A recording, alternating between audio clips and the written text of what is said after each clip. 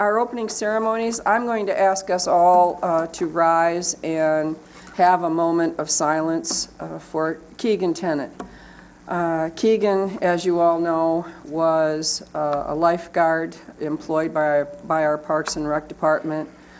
We recently sadly lost her, and so I would like a moment of silence for her in honor of her before we take our pledge.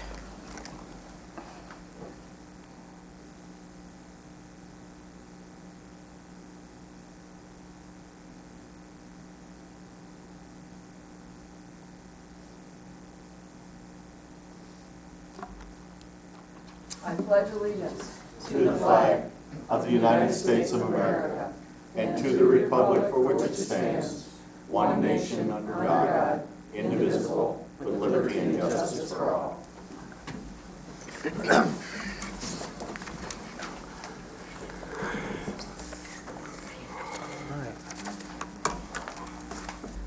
All right. Roll call, Bonnie. Johnson, Here. Crawford, Here. Klaus, Here. Wheelock, Yes, ma'am. Kropa, Here. Lathrop, Yep. Maxbauer. Here. Are there any changes to the minutes from our January meeting? Madam Chairman, I would move to approve the January minutes as provided. Second. The approval of the minutes from our January meeting have been moved and supported for approval. All those in favor say aye. Aye. Opposed, same. Motion carries. This is our first opportunity for public comment.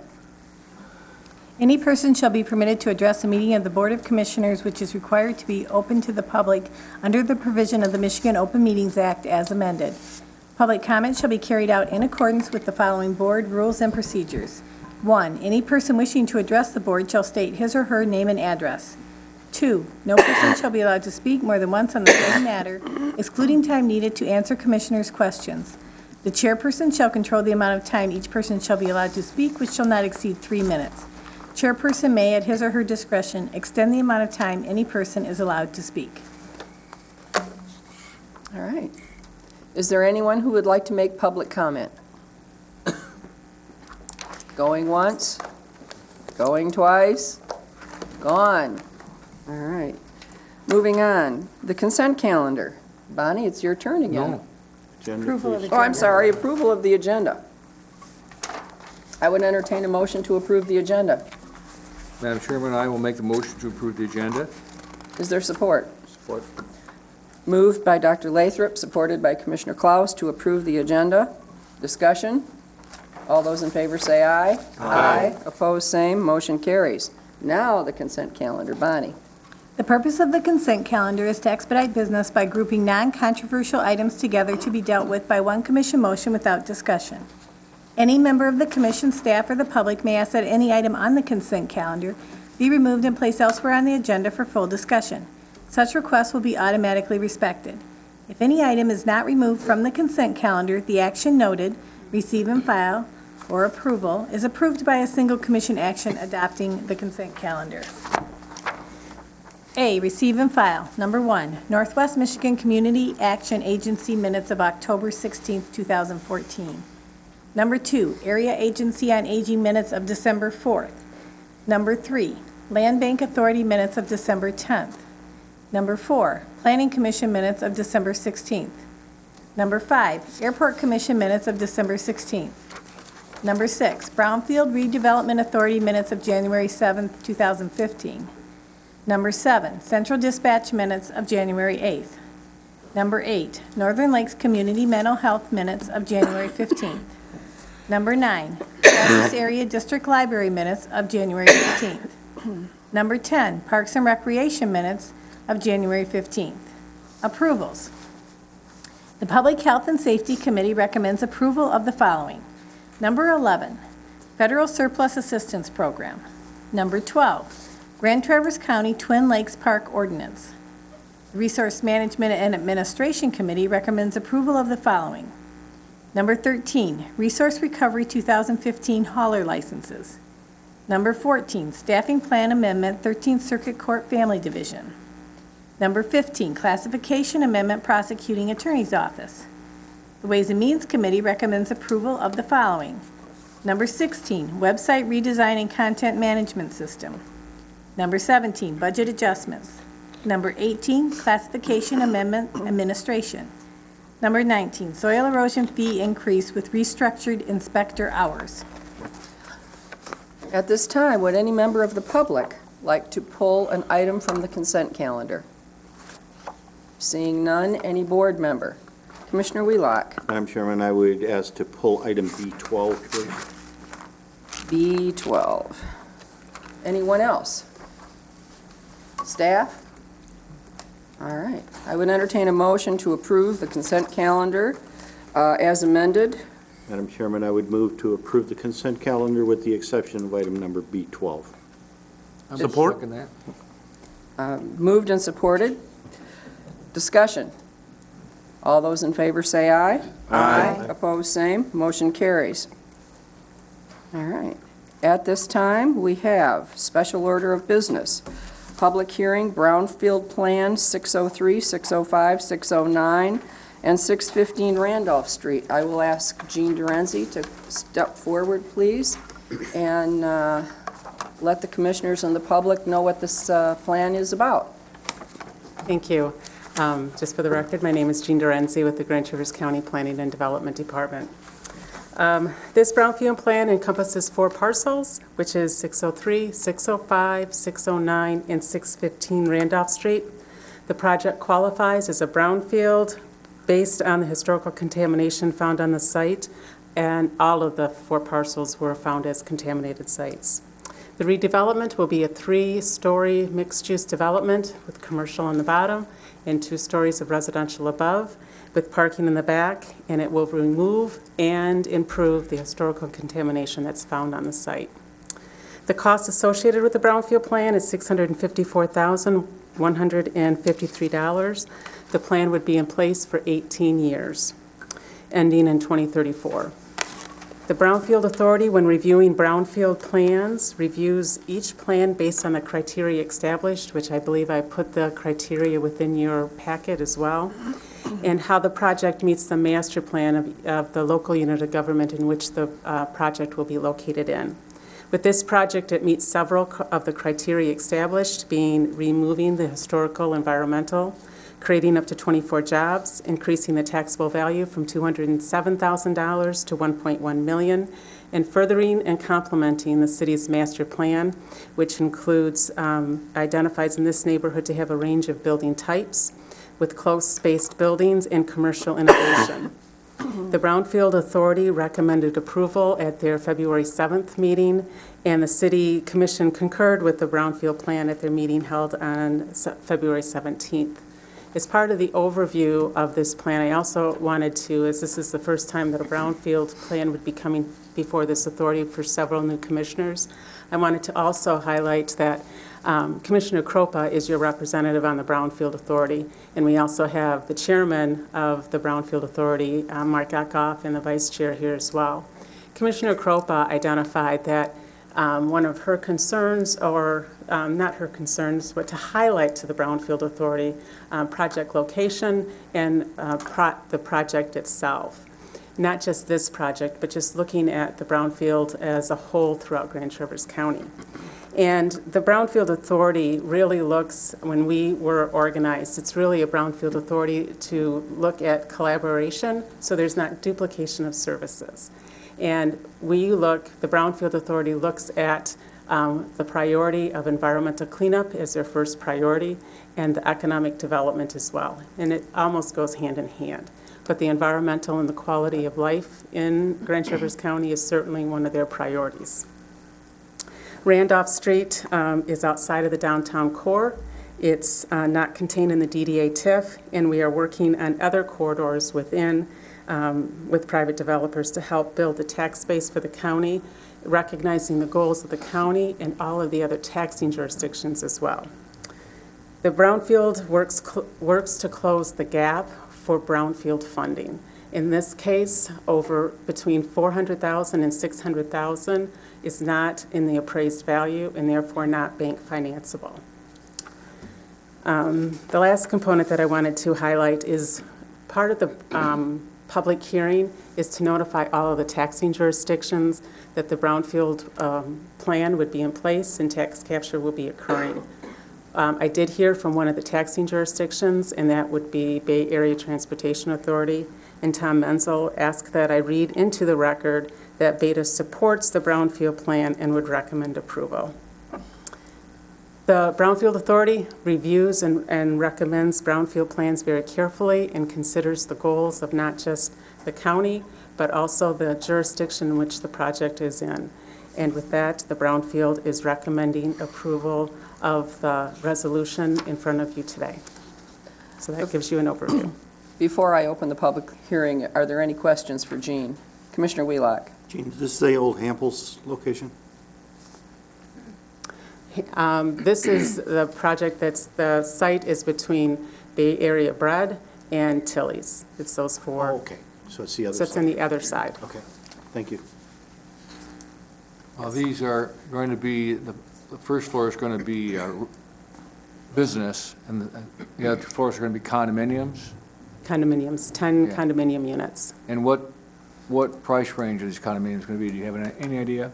Yes. And the developer, John Sachs, can answer this more precisely, but it's between $400 and $450. Okay. How many will there be? 10 10 condominium units. Yeah. So it's important to note that that's why I highlighted the gap between 400 and 600,000, because that is not bank financeable. So that would roll into the cost, which brings that a higher rate to those condominium units. So that land would be untaxable for what, 16 years?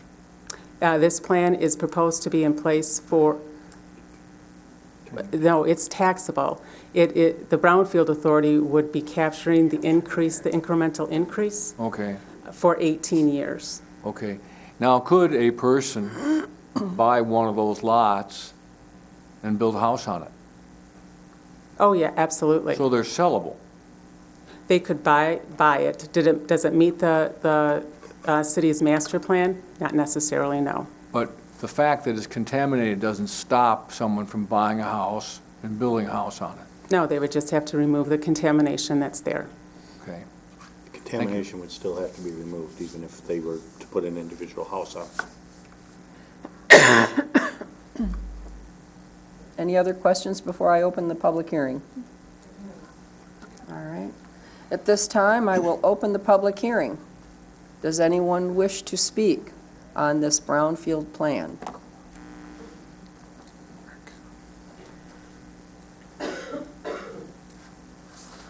Good evening. My name is Eric Helzer. I'm with AKT Peerless, located at 12719 Southwest Bayshore Drive in Traverse City. We're the environmental consultant and economic incentives advisor for the development team on this project. I just wanted to thank you all for your consideration and support of this plan. As Jean has outlined quite carefully, is that this project and the anticipated costs of an additional $400,000 to $600,000 are increased costs to the development. And regardless of whether it's a single-family residential unit or if it's a development project, these particular costs would have to be addressed. Those costs are significant. They were unexpected and are not financeable to the project. So from a percentage standpoint, it does add considerably to the actual redevelopment of the property. Fortunately, we do have the ability with non-single-family homes here to address this, but the contamination in a single-family home situation actually would be harder to even deal with and redevelop because you have actual residents in an uncontrolled situation. So addressing the question that Vice Chair had, the contaminants there would have to be removed at a higher level, a much higher, cleaner state than a dense development, mixed-use development project. But we are going to be able to address the environmental contaminants. We have a very solid plan. The project does meet the expectations. And this is a good way to finance a gap that we have due to the environmental contaminants. So appreciate your consideration and support to this plan and look forward to hearing you. Thank you. Anyone else wishing to speak?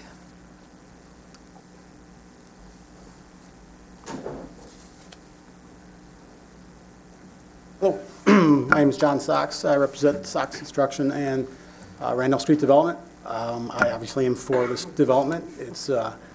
It meets the master plan. It has been unanimously supported by the two commissions before you, and I feel it's going to really kick off that part of town. It will spur other developments, retail, and other residential developments, I believe. I'll be in the audience. If you have any questions, I'm here.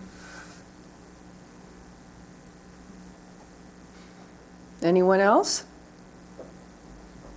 All right, I will close the public hearing and bring it back to the commission. Commissioner Wheelock? Just a question first, and I don't know if Eric's probably the right one to answer this. I'm assuming that this is going to involve excavation of soils to be landfilled?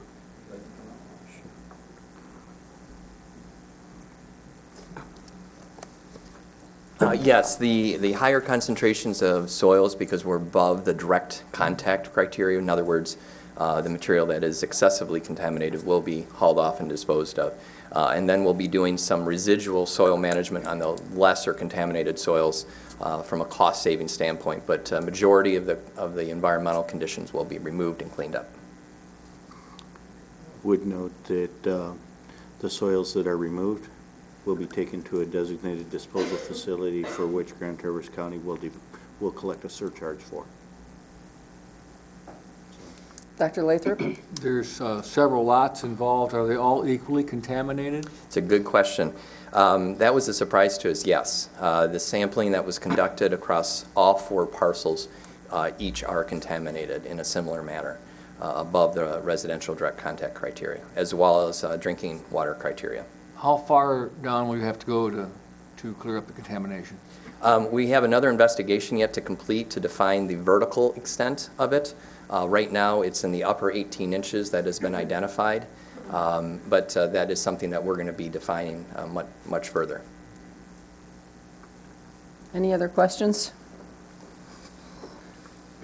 Madam Chairman, I would move to approve the brownfield plan as presented before us this evening for 603, 605, 609, and 615 Randolph Streets. Is there support?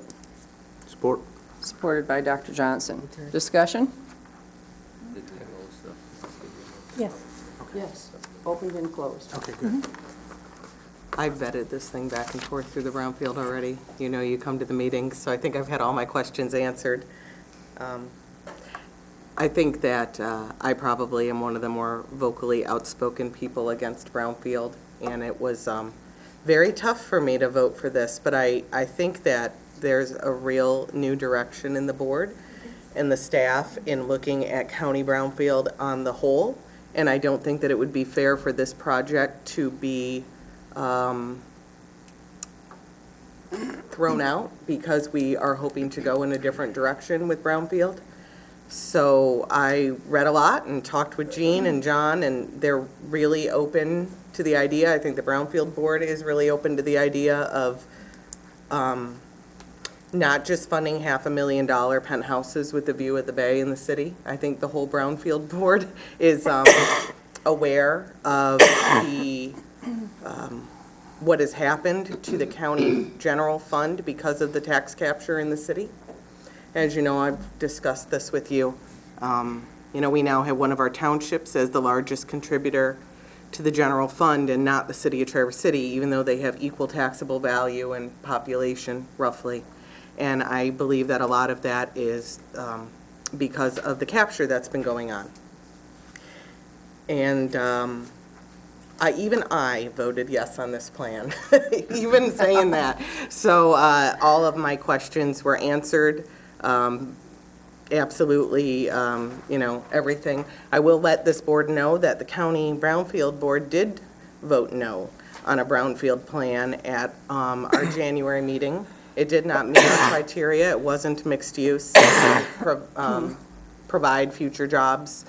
And so there is an acknowledgement of our idea to be more conscientious of where the capture exists and how it ultimately affects the county's general fund.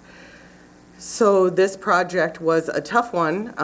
There was a lot of discussion in the board at the end of last year, and then it came again for the there was some modifications to the plan And there was a lot more discussion then, and so I feel good about voting on this. But I just have seen a really positive thing from the Brownfield Board and the county planning staff as far as recognizing that, you know, it's not a rubber stamp just because it's contaminated property. You really do have to have a solid plan and follow through with it. So I will continue to be that voice on the board at 8 in the morning that is watching out for the county general fund. Well, as you know, I do not support this project, and I have talked with Jean, and I would like to explain why. I mentioned when this project first came to light, I mentioned some of my reservations in the local paper. And I have rarely received as many phone calls on an issue as I have on this one. One of the telephone calls I received was from Dr. Roberta Dow, who said that in her opinion, the contamination was minimal.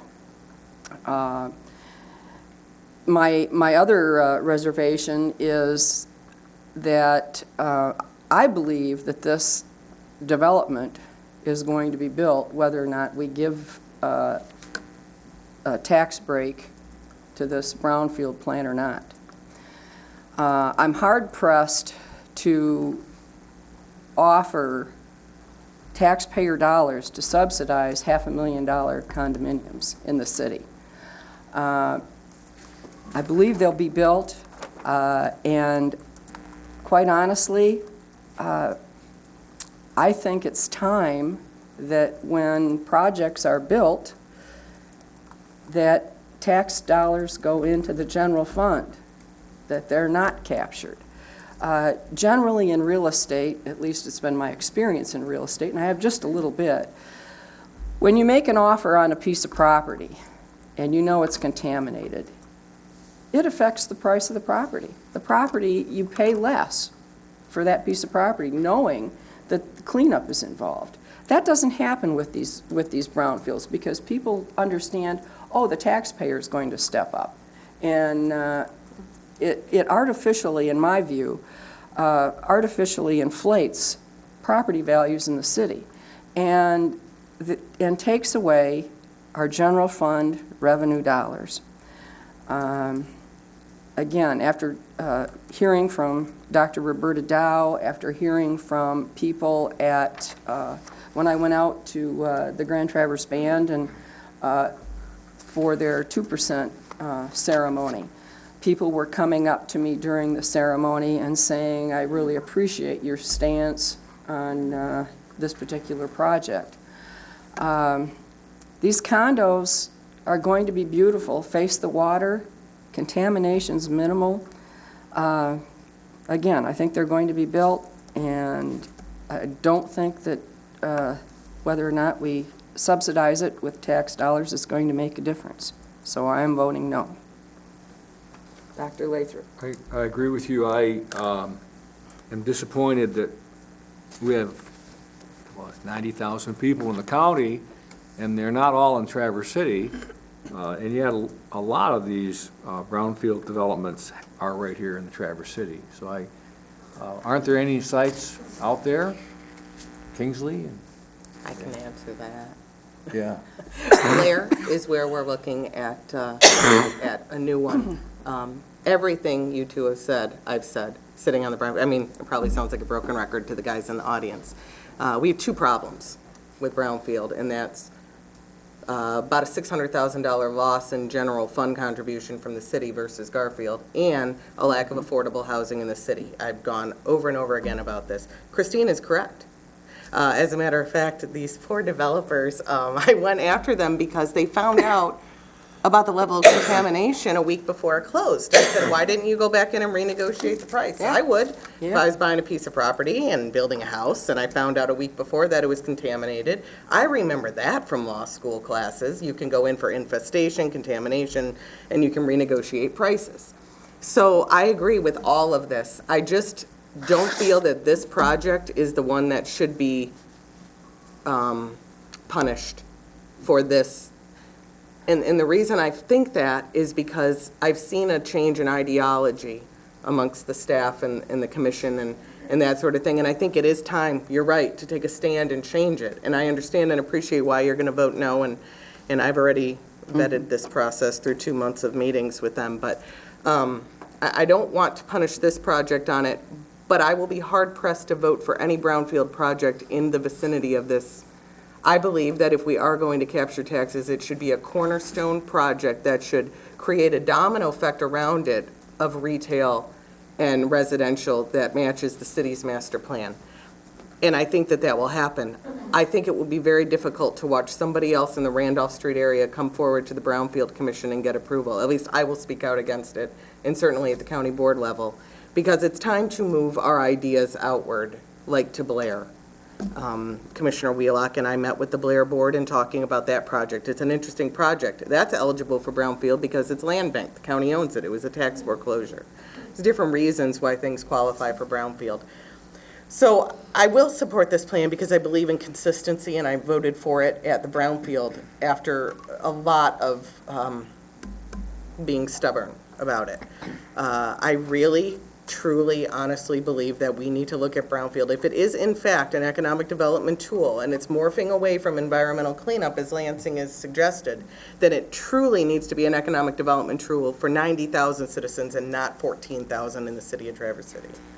There's things that Brownfield does that affects positively everybody in the county. I think that when you see projects that come forward that do that, I think it would be supported. But other than that, no. I voted no already on a condo project in downtown, along with my fellow board members. I don't believe anybody voted for that one. So I guess what I'm saying to the Board of Commissioners is this discussion is being had. There is an acknowledgement by the staff. There is a movement towards adapting criteria, towards looking at a more county-wide brownfield rather than a city brownfield. There's discussion about the price point for the apartments that would be in these plans, the job creation. Brownfield now allows historical, I'm not sure the right word, historical buildings, for lack of a better term.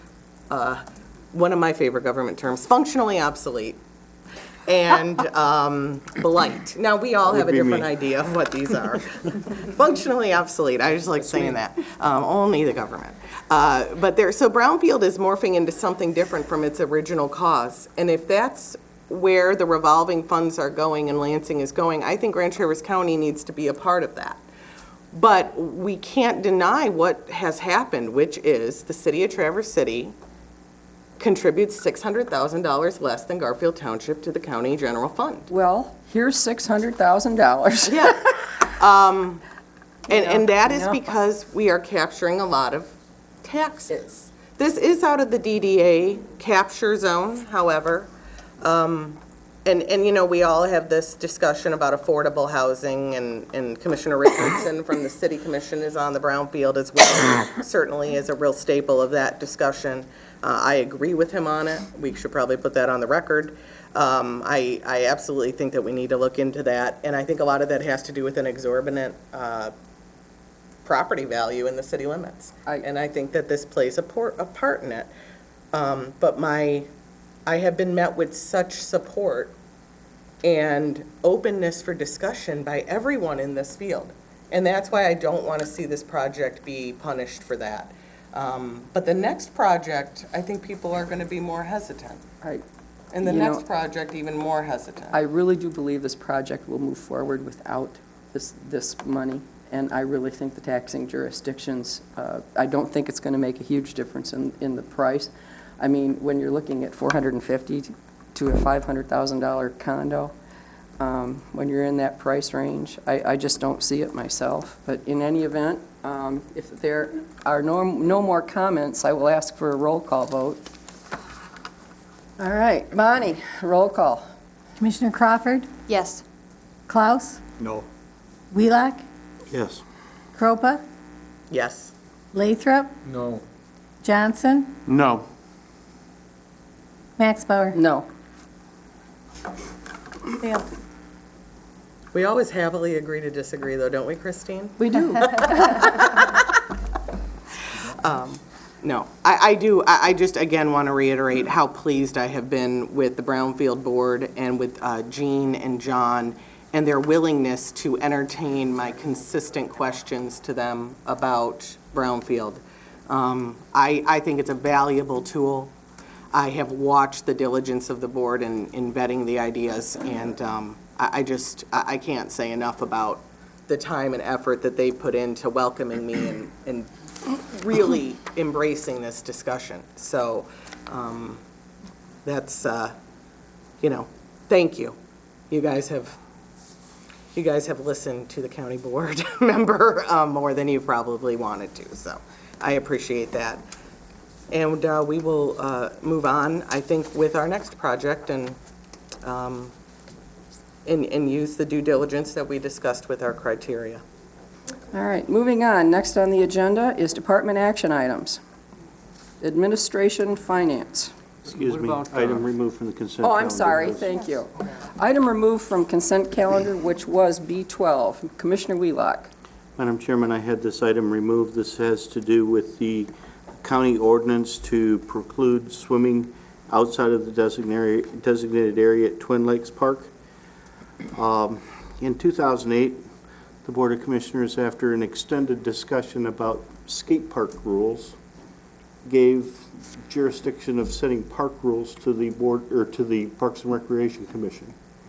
At no time has this rule of swimming outside of the designated areas ever come before this board for action.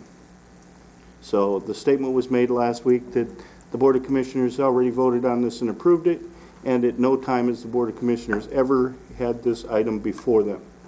I still believe that we're wrong, and that thinking that we have the ability by which to regulate public use of below the high water line, I simply don't believe it is within our jurisdiction to have this.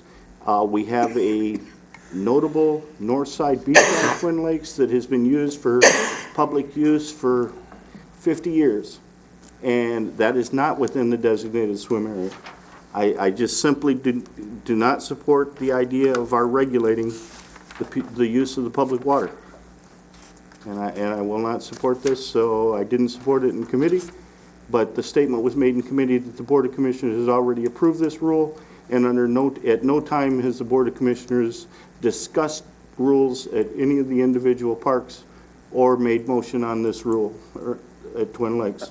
So I wanted fellow commissioners to know that this had not been acted on by the Board of Commissioners, and this truly is the first time this this park rule had been before this commission for a vote. And then to talk about making it into an ordinance where it's designated for legal action, I just simply don't support it. Commissioner Wheelock, where I think the misunderstanding There's a lies is misunderstanding here. the county board agreed to allow the Parks Board to set rules. I agree with that. Okay. This was one of the rules they set. This ordinance simply allows enforcement. It's not an ordinance about the rule. It's an ordinance for It's an enforcement. ordinance to allow us to enforce a rule that All already rules, exists. not one. Yes, rules. all the And rules. it's not about swimming outside of it's all rules at Twin Lakes Park. This ordinance specifically And- talks about swimming outside of designated swimming areas in Twin Lakes Park. I I understand you do- don't like I- it. I got that. I do completely agree that the Board of Commissioners authorized the Parks Board to set rules for the individual parcels of property. We No did. question about that. But the statement was made last week that the Board of Commissioners had already approved this rule. This rule was never before the Board of Commissioners. No parks rules go before the Board of Commissioners. Exactly the point, but the point was, we were specifically told last week that the Board of Commissioners had approved this parks rule, or this rule at Twin Lakes Park, and the Board of Commissioners never took action on this park rule. You receive your minutes from Parks and Rec every month. In those minutes are any rules that we pass, and by a three-member vote of the Board of Commissioners, you can overturn anything done in the Parks Commission. Now, not only was it in your minutes, but we had a special meeting that all of the Board of Commissioners were invited to regarding Owen Williamson's death. During that time, 5 things were passed. This rule was one of those. The Board of Commissioners was not only aware of it, but watching it. As a matter of fact, Dr. Lathrop, I know, was in the audience, because it had to do with your board stepping in and saying they wanted to close the entire park. Remember that? It wasn't. This entire thing happened then. So if you want to revisit the rules, you need to have 3 members of the Board of Commissioners vote to look at the park rules. This is not what this resolution is about, nor what the ordinance is about. Right now, if you swim outside of the thing, or you set a campfire, or you play loud music, you're subject to a misdemeanor in the sheriff's department. You should be in favor of this ordinance, which stops that and makes it a civil infraction. So first of all, that argument's invalid because the resolution isn't even regarding a specific rule. It's regarding the enforcement of the rule, which now turns it into civil from criminal. So you should be thrilled with that. Second of all, you were informed of the rule. There was no member vote on the Board of Commissioners to overturn that rule. And I know because we absolutely worked so hard on this set of rules. We were so involved with the citizens. We had a special meeting we had this entire place filled with high school kids just wanting to know what we were doing. Director Jones went through this whole thing with everybody. Mr. Benda he remembers very clearly the rules that we did at that, because one of them came to the Board of Commissioners, which was lifeguards, and you guys overturned it on the advice of am I not correct on this, Dave? The board definitely overturned lifeguards. You overturned the lifeguards, but we looked at there were 5 rules. This was one of them. You overturned the lifeguards, which was the 5th. The other 4, the Board of Commissioners let go. It's possible I missed it. I'm not going to say that I didn't. That is but why under no when Commissioner circumstances will I Maspar support said last this week, ordinance or this rule. it went before the board. It did go before the board. It absolutely went before the Board of Commissioners. Not only that, we're now turning it into a civil rather than criminal enforcement. So if you have a problem with the rule, that's fine. You have every right as a county commissioner to gather 2 other people and overturn it. But what you can't do is say that this ordinance is enforcing swimming out of the boundaries, or that this is something new. It's been a rule since June of 2013 that went before the Board of Commissioners, and that is a fact. I would ask you to read the resolution that's before you. You tell me that this is an ordinance that simply addresses park rules. This specifically says, whereas distinctive explore options to ease the enforcement of Twin Lakes Beach Rule swim in designated areas only. It doesn't talk about campfires. It doesn't talk about anything else. Read the next Civil paragraph. Council indicated the adopting the attached ordinance specifically to Twin Lakes would enable enforcement, sheriff's deputies, as well as authorized park rangers. But it still talks strictly about the swimming situation. Because Civil Council indicated that adopting the attached ordinance specific would enable us to enforce rules. We were told by Mr. Forsythe, is that correct, Bob? This ordinance talks specifically about a single rule. Bob I can was answer. voted down last week, will probably be voted down again tonight. It doesn't, that's this board's option. But it does bother me when we sit here and we say, the Board of Commissioners passed this rule. The Board No, of they Commissioners did did not not pass pass the this rule. But if we vote this no tonight, let's say all of us join together and vote no, the rule still stands. This is ordinance. Enforcement, an ordinance of enforcement. You have to make a motion and get 2 other, joining you, to overturn a rule of the Parks Commission. Turning down this ordinance doesn't do that. It just makes it criminal. We're asking to make it civil. That's it. So pulling this out and arguing about this is fine, but it doesn't do what you want it to do. There's a misunderstanding here, a very fundamental misunderstanding. The rule has already been passed. It is a criminally enforced rule. This ordinance makes it a civilly Mr. enforced. Cooney, the way this ordinance and resolution is drawn, does it address all of the parks rules, or does it address the swimming rule that's designated in the resolution? Just the swimming. Exactly the point. The only purpose of this is to make this a civil infraction, or we can cite someone with a civil infraction rather than charge them with a crime, which is what the Parks Commission was hoping to do. And the only way to do that is to have this board approve that. Okay. Because for some silly reason, Parks Commissions can only pass ordinances that have criminal penalties. So the rule exists, this is to change it from a criminal infraction to a civil infraction. On that note, I would entertain a motion to approve the Grand Traverse County Twin Lakes Park Ordinance as presented in our packet. Is there a motion? I'll make that motion. Is there support? I'll support it. Supported by Dr. Lathrop. Discussion. Roll call, please. Did you have? I'm just going to make a comment, because we talked about this last time, and I struggle with it too. But the deciding factor to me is safety. I mean, we cannot have anybody else, and this may or may not prevent that, but I think to not do anything is the fault of us, I think, so. These deaths were tragic accidents. They all had basically two things in common. They were young individuals, and they were all cold water drownings. Roll call, please, Bonnie. Klaus? No. Wheelock? No. Cropa? Yes. Lathrop? Yes. Johnson? Yes. Crawford? Yes. Max Bauer? Yes, motion carries. Next on our agenda, Administration Finance, January Claims Summary. On your desk, you have a summary of the February claims that have been reviewed by your audit committee.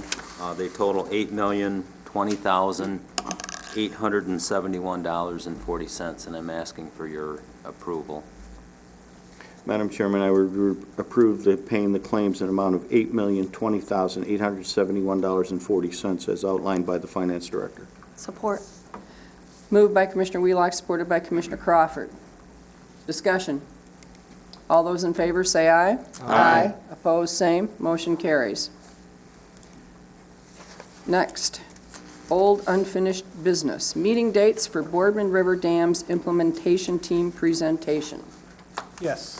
I understand Commissioner Crope is going to be out the first week in March.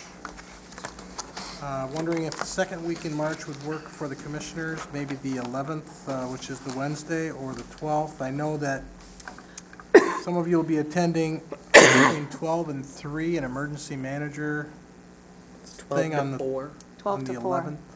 on the 11th. And right? Parks and Rec is having a networking night on the 12th. We also have a noon meeting on the 12th, ad hoc committee meeting. And I have a staff meeting for consumers. Can we do this in the evening? The 12th. Instead of in the middle of the day? Well, it's up to you. You need to pick a date and time so that we can organize our, The date is implementation very team flexible for me, but in the middle of the daytime, it's just killing me. What time earliest? What is the earliest that works, like 5? 7 o'clock? 7 o'clock. Okay. My office is open till 6 o'clock, Monday through Friday, 8 to 12 Till on 6. Saturdays. Christine, For me what to time be here is at the 1 network o'clock in the night? afternoon just kills me. No, the network night? it's 5:30. 7, okay. And What that's the if, 12th. what if we had a 7 o'clock meeting on Thursday, the Thursday? 12th? Will that work for you, Sonny? I can make that work. All right. Good enough? I think evening is always better. And that's here? 7 p.m. Here? I would assume, yeah, here, yeah. This is just for This is CRA? March, right? Yes. Okay. Well, it's the implementation team, and they're going to bring you a number of items, so All right. bring you up to date on that. Thursday, March 12th, 7 o'clock. All right. Is there any new business? Hearing none, this is our second opportunity for public comment. There is no stampede to the podium for public comment. Commissioner reports. Do we have any commissioner reports? Carol? I do. I've been to DHS, Department of Human Services, yesterday. They said the end of the year last year, they were banned from hiring. There was kind of a freeze on hiring for some positions that were open, so they have been overwhelmed lately with caseload. They have hired in people now. Apparently other communities have had some budget cuts that DHS in our community didn't have, and they're able to transfer some people around and become fully staffed that way, or more closely fully staffed that way. Community mental health, I think there was an issue with people perceiving that a lot of people in the residential treatment centers were maybe going to be cut across the board. That is not what is happening. First, let's see if I can get it right. They've gone to the residential treatment centers and reevaluated what they're paying, and that has netted some money back in. Sort of evened that out, I guess you'd call it. And now they are going to, in an ongoing way, reevaluate people as they come up for renewal for services to make sure they're getting the correct services. And for some, that will mean a reduction of services, some that will mean an increase in services. So they're hoping to at least get things, I have no other word than smoothed out. It's a big challenge there. It is a big challenge. It is a big challenge. And, you know, people who have been consistently getting particular services may not qualify for those services anymore they have some new tools to decide if people are qualified for certain things. And so there will be some disappointed people. There will also be some people who will get an upgrade in their service because it's necessary and needed. I guess that was the only updates I have. Anyone else? Bob? Just a comment. I think they'll bring that out later, but the Grand Traverse Veterans Committee that I'm on, we moved the meeting dates to accommodate me for other meetings that I have, so Good. it'll now be the fourth Thursday at 8 a.m. So if anyone wants to attend that, they're more than welcome to. And when does that start? That will be starting March, the next month, March meeting, so. Okay. It interferes, the state board I'm on meets the third Thursday, either in Grand Rapids or Marquette, so. All right. I have some disheartening news. Christine Erickson, our Parks Director, reported to the Parks Board the other night that initial findings for proper repair of Kids Cove came in at $139,000. She is still out there looking for better, more cost-effective ways. She hasn't given up, but to properly fix Kids Cove, $139,000 is the first number that has popped up. And that didn't include remediation of the wood No, chips? it did not include the remediation. That was simply a structural wow. estimate. The remediation of the wood chips can be up to $30,000 depending So on. this is going to be a decision that the Parks Board is going to have to make. If there's no money, we have several options. We can try and go out and fundraise with grants, but that's a sizable amount of money to try and raise. Or we can remove it. What's the cost to remove it, do you know? I do not know. That's she was directed to get that cost. We've had several people in looking at it, but the one group that wants to fundraise and essentially make a whole new, would be the same playground, but it would be out of a composite material rather than a treated lumber. And that didn't come in that much higher than the fixing of it. What was that, 160? It was like 160. It was Something somewhere like between that. 160 to 180, depending on some of the bells and whistles. So there is a cooperation between the county and the Friends of Kids Cove, or however you want to call it. And they're looking at fundraising. Same gals that did it before, looking at fundraising. And, you know, obviously the choice would be to do not a Band-Aid, but an actual fixing of it. So that's Chris Erickson is, and along with Chris Maxbauer are the liaisons for the county with them. And I believe that will be moving forward now, now that spring is here. It No, is? spring is coming. Oh. Spring is coming. Spring is here, did we miss it? Yeah, so, and I believe next month Chris will be reporting on her, not only a more solid number on the remediation, which we have to do either way, whether we dismantle it or not, we have contaminated wood chips to care for. And then beyond that, she would give us an estimate for just the removal itself. So we can add that in with removal, Band-Aid, or new, and make decisions there. Not Yeah. us, but the Friends of Kids Cove group, so. All right? Hopefully they can, I mean, that's such a fixture down there. Hopefully they could raise the money to get that done, because there's a lot of people use that, you know, especially during the summer. I know. Well, we You'd hate to see it go away. have a lot of Yes, faith in this group, absolutely. hopefully. But I wanted to report that. Anyone else? All right, we are adjourned.